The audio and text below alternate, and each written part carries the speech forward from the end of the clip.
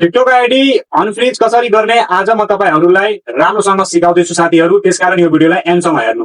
पहिला तपाईको TikTok ID grow थियो र तपाईको भिडियोमा राम्रो भ्युज पनि आइरहेको थियो, तर अहिले तपाईको भिडियोमा भ्युज आइरहेको छैन र तपाईको आइडी फ्रिज भइहालेको छ।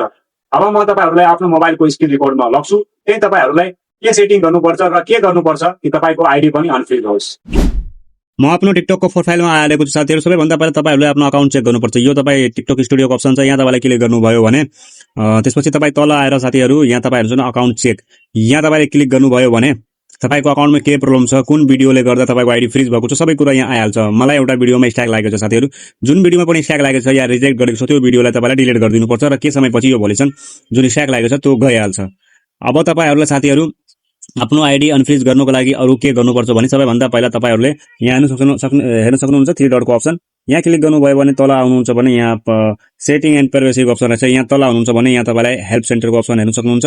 हेल्प सेन्टरमा क्लिक गर्नुभयो भने साथीहरु तपाई यहाँ हुन्छ रिपोर्ट ए प्रब्लम, यहाँ तपाईले क्लिक गर्नुभयो भने यहाँ म तपाईहरुलाई एउटा प्रम्प्ट छ, त्यो प्रम्प्ट म यो भिडियोको डिस्क्रिप्सनमा हाल्दिन्छु, तपाई त्यहाँदेखि कपी गरेर लिन सक्नुहुन्छ।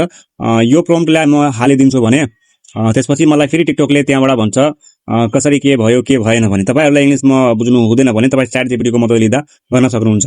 यहाँ जुन पनि टिकटकले मेसेज गरेको छ त्यो मेसेजलाई कपी गरेर यहाँ च्याट जीपीटी मा पेस्ट गरेर यहाँ भन्नुहुन्छ भने मलाई नेपालीमा बुझाउनु भने त्यहाँदेखि फेरि तपाईलाई सब कुरा बुझाउँछ र तपाईलाई फेरि टिकटकको लागि मेसेज गर्नको लागि तपाईलाई क्याप्सन चाहियो भने यहाँ तपाईले त्यहीबाट तपाईलाई च्याट जीपीटीले तपाईलाई दिइहाल्छ। तपाईले यसले नै भन्नु कि मलाई अब अगाडि कुरा गर्नको लागि मलाई के क्याप्सन चाहियो त्यहाँ दिनु भनेर यहाँ तपाईलाई दिइहाल्छ। यहाँ तपाई टाइपिङ पनि गर्न सक्नुहुन्छ या भोइसमा पनि बोल्न सक्नुहुन्छ।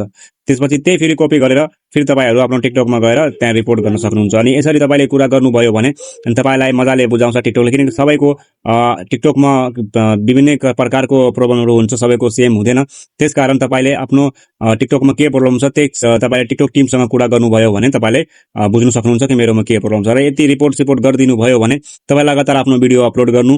अनि त्यसपछि लाइभमा तपाई यसो गर्नु कि दिनमा कम्तीमा आधी घण्टा 1 घण्टा लाइभमा बस्नु। त्यसपछि साथीहरु कन्टिन्यू भिडियो अपलोड गर्नु र तपाईलाई भोलिसन जुन लागेको हुन्छ त्यो पनि टाइमले गइहाल्छ र तपाईले टिकटक टिमसँग कुरा गर्नुभयो भने त्यो पनि हेल्प गर्छ तपाईको आइडीलाई अनफ्रिज गर्नको लागि। अनि यसरी साथीहरु तपाईले आफ्नो आइडीलाई अनफ्रिज गर्न सक्नुहुन्छ यति काम तपाईले गर्नुभयो भने। आई होप यो भिडियो साथीहरु तपाईको लागि हेल्पफुल होला। च्यानललाई सब्स्क्राइब गरिदिनु, यो भिडियोलाई पनि लाइक गरिदिनु। अब